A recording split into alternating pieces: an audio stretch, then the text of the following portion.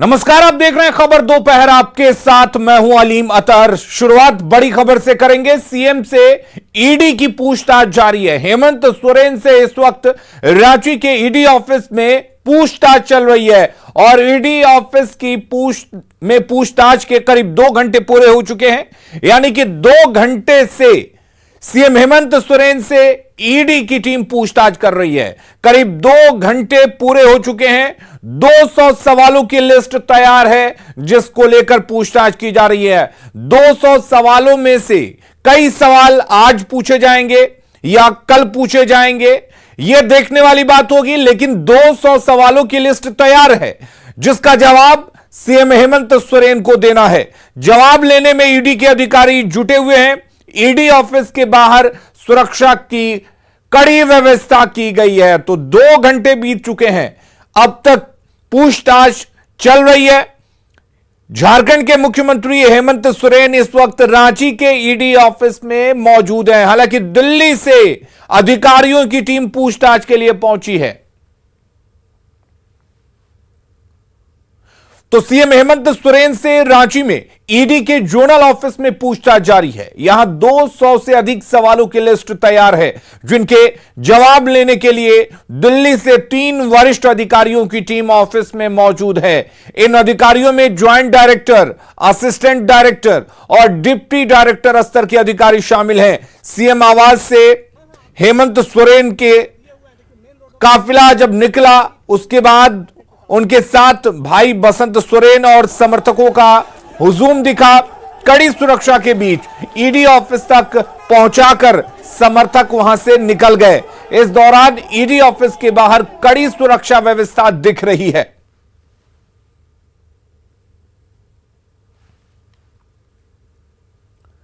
तो केंद्रीय जांच एजेंसी ईडी की ओर से झारखंड के मुख्यमंत्री हेमंत सोरेन से आज जो सवाल पूछे जा रहे हैं उनमें 26 महत्वपूर्ण सवाल शामिल हैं। आखिर क्या है पूछताछ का मुद्दा और प्रमुख तौर पर क्या कुछ सवाल पूछे जाने हैं, बता रहे हैं दिल्ली संवाददाता शंकर आनंद।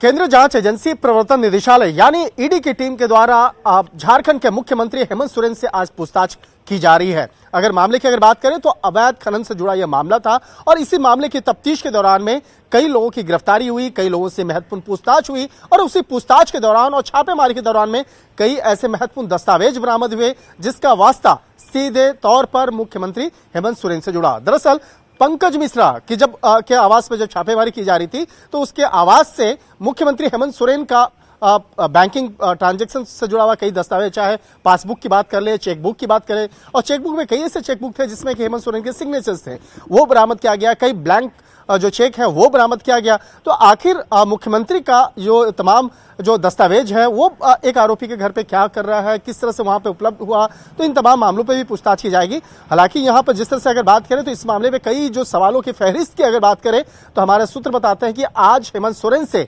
26 सवाल पूछे जाएंगे। जो 26 सवाल पूछे जाएंगे उसमें कई ऐसे सवाल हैं जिसका जवाब निश्चित तौर पे देना जो है मुख्यमंत्री के लिए थोड़ा सा मुश्किल होगा। लेकिन जो सवालों की जो फहरिस्त शुरुआत होती है वो बेहद आसान शब्दों में आसान सवालों के साथ शुरू होती है, जिसमें कि सबसे पहला जो सवाल होता है उसमें मुख्यमंत्री का नाम और उनका परिचय पूछा जाता है। दूसरा जो सवाल होता है उनके बैंकिंग ट्रांजैक्शन से जुड़े हुए जो सवाल होते हैं वो पूछे जाते हैं। उनके चल अचल संपत्ति के बारे में पूछी जाती है। इसके साथ उनके परिवार के सदस्यों से संबंधित जो जानकारियां हैं वो मांगी जाती हैं और उसके बाद धीरे धीरे से सवालों की फहरिस्त आगे बढ़ती है। उसके बाद कई महत्वपूर्ण जो है सवाल जो है वो प्रारंभ होते हैं, जिसमें कि आज जो सवाल पूछे जाएंगे वो होगा प्रेम प्रकाश को क्या आप जानते हैं? प्रेम प्रकाश जिसकी गिरफ्तारी इस मामले में हुई, क्या उससे जानकारियां आपके पास है?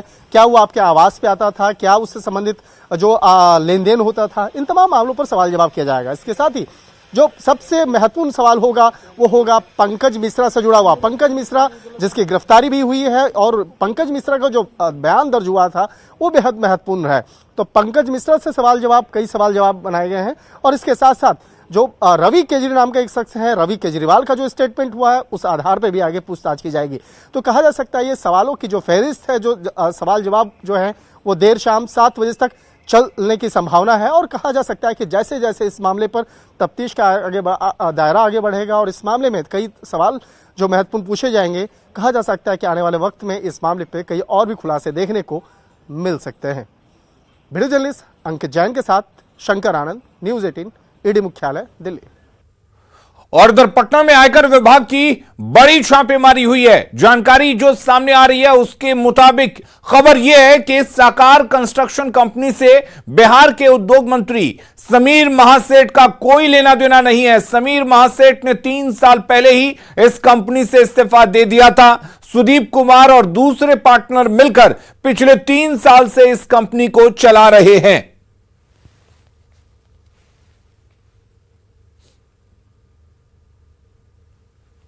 तो 3 साल पहले समीर महासेठ इस्तीफा दे चुके हैं। फिलहाल सुदीप कुमार इस कंपनी के मैनेजिंग डायरेक्टर हैं और बाकी जो डायरेक्टर्स हैं वो मिलकर इस कंपनी को चला रहे हैं। बोरिंग रोड में साकार कंस्ट्रक्शन कंपनी का दफ्तर है जहां पर इस वक्त छापेमारी चल रही है।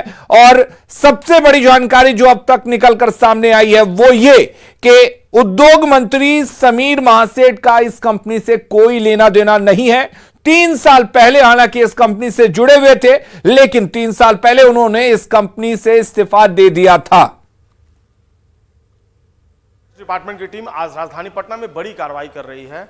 साकार कंस्ट्रक्शन प्राइवेट लिमिटेड इसका ये कार्यालय है और एस्काडा सेंटर में कार्यालय है।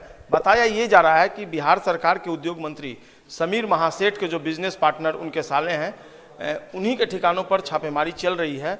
और साकार कंस्ट्रक्शन प्राइवेट लिमिटेड की सीधी तस्वीर हम आपको दिखा रहे हैं जहां अधिकारी जो हैं वो बैठे हुए हैं और सुरक्षा के लिहाज से यहाँ पर जो सुरक्षा गार्ड हैं उनकी भी तैनाती की गई है। इनकम टैक्स डिपार्टमेंट की 6 टीमें आज साकार कंस्ट्रक्शन प्राइवेट लिमिटेड के ठिकानों पर छापेमारी कर रही है और ये सभी टीमें झारखंड से पटना पहुंची। हालांकि पटना की जो IT टीम है वो भी इस पूरे मामले में असिस्ट कर रही है, सहयोग कर रही है। प्राइमा फेसी जो जानकारी दी गई है ऑफ द रिकॉर्ड वो बताया गया है कि कर चोरी से जुड़ा हुआ ये मामला है, यानी फिनेंशियल मिसमैनेजमेंट को लेकर जो रिटर्न्स फाइल किया गया है साकार कंस्ट्रक्शन प्राइवेट लिमिटेड की तरफ से, उसमें टैक्स चोरी की गई है। और इसी सूचना के आधार पर, इसी इन्फॉर्मेशन के आधार पर पटना में कई लोकेशंस पे ये छापेमारी चले। बोरिंग रोड में जो उनके साले हैं समीर महासेठ के, उनके ठिकानों पर छापेमारी चल रही है। जो बताया जा रहा है कि समीर महासेठ का ही वो मकान है। एक बात और इसमें आई है कि जो इन्वेस्टमेंट किया गया है इसमें, उस इन्वेस्टमेंट में जो लीडर्स हैं बिहार के प्रोमिनेंट लीडर्स, कई नाम भी हैं, हालांकि उन नामों का खुलासा करना फिलहाल ठीक नहीं होगा। उनका इन्वेस्टमेंट जो है इसमें है, पैसों को इसमें लगाया गया है, कई अधिकारियों के पैसे भी लगे हुए हैं। बहरहाल ये सारी चीज़ें जांच का विषय है और जब जांच परत दर परत आगे बढ़ेगी तो सारी चीज़ें निकल कर सामने आएगी। एक और बात जो है वो निकल कर ये आ रही है कि इस मामले में सियासत भी तेज हो गई है। अपोजिशन एक बार फिर से सेंट्रल गवर्नमेंट की इस कार्रवाई को बताया कि ये जो कार्रवाई सेंट्रल गवर्नमेंट की सतह पर चल रही है और इसको लेकर आरोप प्रत्यारोप का भी दौर शुरू हो गया है। फिलहाल छापेमारी में क्या कुछ निकल कर सामने आता है इसके लिए हमें इंतजार करना होगा, लेकिन निश्चित तौर पर इस कार्रवाई ने फिर से खलबली मचा दी है। संजय कुमार, न्यूज़ 18, पटना। उद्योग मंत्री समीर महासेठ के रिश्तेदार के ठिकानों पर निगरानी की छापेमारी को लेकर जेडीयू का क्या कुछ कहना है वो सुनिए। देश की जनता समझती है कि भाजपा के 3 जमाई ईडी, आईटी, सीबीआई किस तरह से भाजपा के इशारे पर लगातार एजेंसियों का दुरुपयोग हो रहा है सिर्फ विपक्ष के नेताओं को डिमोरलाइज करने के लिए। ये सोचते हैं कि विपक्ष के नेता पीछे हट जाएंगे, लेकिन ऐसा नहीं होगा। ऐसा क्या है कि सिर्फ विपक्ष के नेताओं के यहां ही रेड पड़ती है और भारतीय जनता पार्टी के सभी नेता पाक साफ है। इन लोगों ने राजनीति की एक अलग संस्कृति शुरू की है। जनता आने वाले समय में इन्हें सबक सिखाए। और एक और बड़ी खबर राजधानी पटना से आ रही है, जहां पर निगरानी विभाग की टीम ने बड़ी कार्रवाई करते हुए सीतामढ़ी में ड्रग इंस्पेक्टर के रूप में पदस्थापित नवीन कुमार के पटना स्थित निजी आवास पर छापेमारी की है। निगरानी की टीम ने ड्रग इंस्पेक्टर को सीतामढ़ी में रंगे हाथ 2 लाख रुपए रिश्वत लेते हुए पकड़ा था, जिसके बाद उनके पटना स्थित निजी आवास पर भी निगरानी की टीम छापेमारी कर रही है। इसके अलावा सीतामढ़ी में भी निगरानी विभाग की टीम छापेमारी कर रही है। आपको बता दें कि सीतामढ़ी में रिश्वतखोर ड्रग इंस्पेक्टर को 2 लाख रुपए रिश्वत लेते हुए गिरफ्तार किया गया था। लाइसेंस देने के एवज में वो रिश्वत ले रहा था। नगर थाना के गणेश सिनेमा रोड में यह कार्रवाई हुई। ड्रग इंस्पेक्टर है सीतामढ़ी में पदस्थापित नवीन कुमार। नवीन कुमार के विरुद्ध शिकायत मिला था कि रिश्वत की राशि मांग रहे हैं। तो आज सुबह में कार्रवाई करते हुए निगरानी के टीम के द्वारा नवीन कुमार के सीतामढ़ी स्थित किराए के मकान से उनको रिश्वत की राशि 2 लाख रुपया लेते हुए गिरफ्तार किया गया है। उसके बाद उसी कार्रवाई के आलोक में पटना स्थित उनके इस मकान पर सर्च की कार्रवाई की जा रही, तलाशी की कार्रवाई की जा रही है और प्रक्रिया जारी है। अभी आपके सामने जो भी मिला है इस घर से उसका एवेल्युएशन हो रहा, मूल्यांकन हो रहा है और फाइनली बताया जाएगा क्या सब मिला है। दरभंगा के विरौल थाना के बुआरी गांव में पुलिस वालों का कहर एक पत्रकार पर ऐसा टूटा कि पूरा परिवार घायल अवस्था में अस्पताल में इलाज कराने को मजबूर है। पत्रकार के परिवार सहित कुल 25 लोग घायल हैं। घायलों में बुजुर्ग, महिलाएं और छोटे छोटे बच्चे भी शामिल हैं। इनमें 8 गंभीर घायल लोगों को बिरौल सीएचसी से डीएमसीएच रेफर कर दिया गया है। बताया जाता है कि पत्रकार ने एक चौकीदार के द्वारा शराब के नशे में हंगामा करने का विरोध किया था, जिसके बाद कुछ अन्य पुलिस वालों ने पहुंचकर उनके पूरे परिवार के साथ मारपीट की। घटना में जो है सो चौकीदार का भाई और चौकीदार का बेटा, वो दोनों जो है सो दारू पी करके अपना वो दोनों हल्ला कर रहा था। उसी बीच में घटना सूचना पुलिस को गई, जो हल्ला कर रहा है चौकीदार का बेटा। चौकीदार तब तक पुलिस यहाँ से जो गई, वो चौकीदार को बुला लिया बाहर और उसको जो है सो चौकीदार के माध्यम से निर्दोष आदमी को कहा यही उठा लिया, यही दारू बेचता है। बाद में 2 गाड़ी फोर्स गया यहाँ से और कोई कहा सुनी नहीं। जो रोड पर था उसको भी पीटता था और सबके जितना राजपूत नाम का चीज़ है सबके घर में घुस करके पुलिस अत्याचार किया है। बहू बेटी सबको पीटा है सर। क्यों? समस्तीपुर के मुक्तापुर इलाके में स्थित रामेश्वर जूट मिल एक बार फिर बंद हो गया है। पिछले 4 दिनों से मजदूर अपनी मांगों को लेकर लगातार हड़ताल कर रहे थे, जिसके कारण मिल प्रबंधन और मजदूरों के बीच गतिरोध चल रहा था। इसी बीच मिल बंद हो गई। मजदूरों का आरोप है कि उन्हें बोनस की राशि भी मिल प्रबंधन के द्वारा नहीं दी जा रही है। यह उद्योग चलने का समय था, मजदूर बाहर से आ गए थे, यहाँ काम करने के लिए एकदम तत्पर तैयार थे। अब इसका भारी असर, व्यापक असर और इस इलाके में अमन, चैन, शांति, कानून भंग होगा, ऐसी स्थिति है, ऐसी बेकारी यहाँ उत्पन्न हो गई। बंद तो आपको हुआ है, आपको 15 तारीख से, सॉरी 14 तारीख सोमवार, 14 तारीख सोमवार से बंद। दिक्कत आई थी कि आपको 10, 11, 12 3 दिन वर्कर अपना गो स्लो प्रोडक्शन को डाउन कर दिए थे, गो स्लो कर दिए थे। और ये कॉन्कर जो आता है लोडिंग के लिए जो आया था उसको लोडिंग नहीं करने दे रहे थे। पे हमारी उनके ओनर से बात हुई है और इसको जल्द से जल्द चालू कर दिया जाएगा। जो भी वहाँ के मैनेजमेंट और वहाँ के एम्प्लॉई और यूनियन में जो भी मतभेद है उसको जल्द से जल्द सुलझा दिया जाएगा। ये जिस दिन हुआ था हमारे संज्ञान में आया था, वहाँ के एक एम्प्लॉय को लेके कुछ झंझट हुई थी और वहाँ पे किया गया है। इस चीज़ को जल्द से जल्द सुलझा दिया जाएगा। इस पे हमने नज़र रखा हुआ है। भागलपुर की मुजाहिदपुर थाना क्षेत्र के हसनगंज स्थित हरिजन टोला में कैलाश शाह उर्फ बबलू के घर में सुबह 7 बजे के करीब भीषण आग लग गई। आग की लपटें इतनी तेज थीं कि इसे काबू पाने के लिए दमकल की 8 गाड़ियां पहुंची, जिसके बाद 3 घंटे की मशक्कत के बाद आग पर काबू पाया गया। वहीं आग लगने की घटना में एक व्यक्ति भी घायल हुआ है, जिसे इलाज के लिए जवाहरलाल नेहरू चिकित्सा अस्पताल में भर्ती कराया गया है। आसपास के लोगों का कहना है कि यहां पर अवैध रूप से किरासन तेल और डीजल का गोदाम बना दिया गया था, जिसकी वजह से ये आग लगी।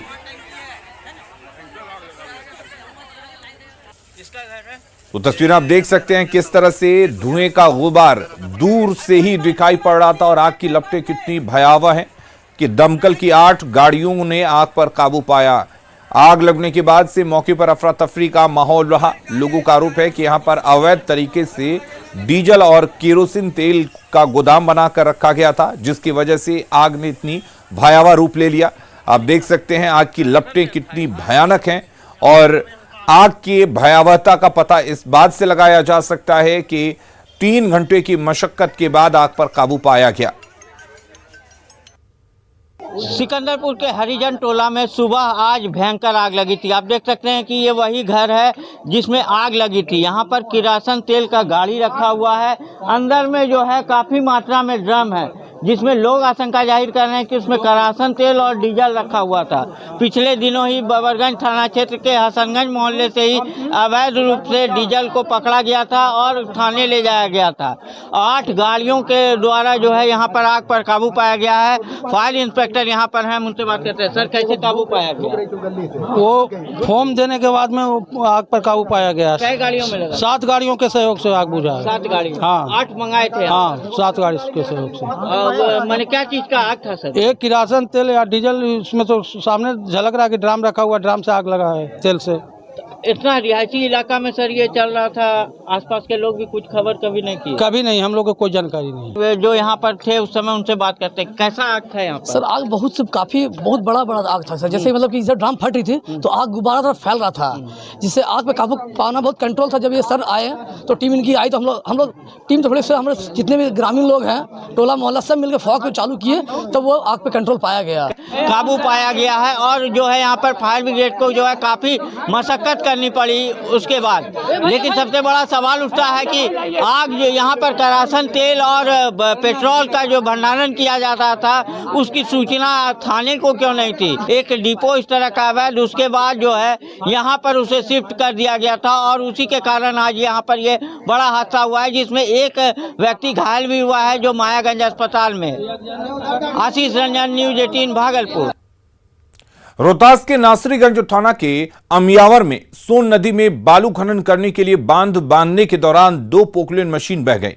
बताया जाता है कि बालू खनन करने के लिए सोन नदी के किनारे के भाग को बालू का बांध बनाकर घेर दिया जाता है ताकि ज्यादा से ज्यादा बालू खनन किया जा सके। लेकिन इसी दौरान पानी की रफ्तार इतनी तेज हो गई कि बांध को तोड़ते हुए 2 मशीन डूब गए। आप तस्वीरों में देख सकते हैं किस तरह पानी धीरे धीरे बालू के बनाए बांध को तोड़ता हुआ निकल रहा है और पोकलेन मशीन पानी में डूब रही है। इसी बीच जान बचाने के लिए पोकलेन मशीन का चालक गाड़ी छोड़कर भाग जाता है।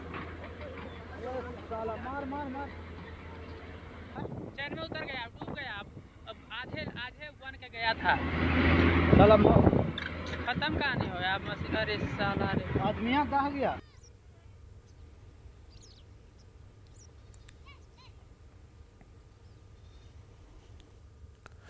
पटना यूनिवर्सिटी छात्र संघ चुनाव में आज प्रचार का आखिरी दिन है। सभी पार्टियां अपनी पूरी जान प्रचार प्रसार में लगा रही हैं। प्रेसिडेंट के साथ साथ वाइस प्रेसिडेंट के लिए भी महिला प्रत्याशी चुनावी मैदान में हैं, जिनसे बातचीत की संवाददाता विनीता मिश्रा ने।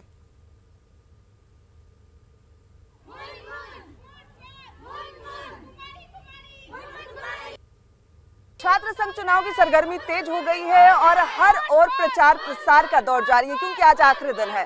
सभी पार्टियां पूरी कोशिश कर रही है कि उनके वोट अधिक से अधिक आएं और ऐसे में प्रेसिडेंट के साथ साथ वाइस प्रेसिडेंट के लिए भी जो महिलाएं हैं चुनावी मैदान में हैं।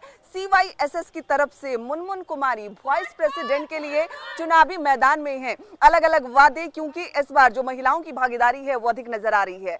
प्रेसिडेंट हो, वाइस प्रेसिडेंट हो, काउंसलर हो, हर जगह महिला उम्मीदवार चुनावी मैदान में हैं। हालांकि CYSS कैंडिडेट मुनमुन है। क्या कुछ प्राथमिकताएं होंगी? क्या जाति के आधार पर इन्हें वोट चाहिए या फिर पार्टी के आधार पर वोट चाहिए? मुनमुन से ही हम बात करेंगे।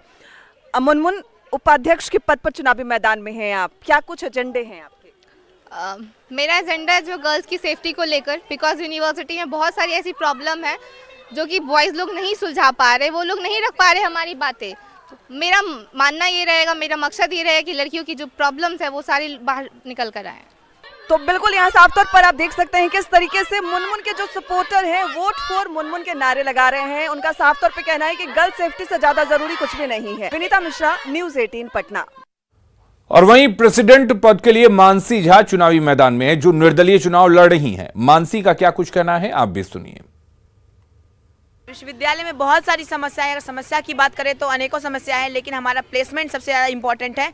पटना विश्वविद्यालय को ऑक्सफोर्ड विश्वविद्यालय कहा जाता था, लेकिन आए दिन जो इस विश्वविद्यालय की कंडीशन जो जिस तरीके से जर्जर हो चुकी है, जिस तरीके से सारे सिस्टम को ध्वस्त कर दिया गया है, उस सिस्टम को सुधारना, चाहे वो इस परीक्षा हो या फिर एडमिशन प्रक्रिया हो या फिर हमारा मार्क्स का बेसिस हो, जिसकी तरीके से जो हम लोग का रिजल्ट जारी होता है, वो सब का सब ठीक कराना जरूरी है। आप सबसे पहले और प्रशासनिक व्यवस्था जो हमारे विश्वविद्यालय के अंदर में, उसको भी सुदृढ़ कराने की जरूरत है।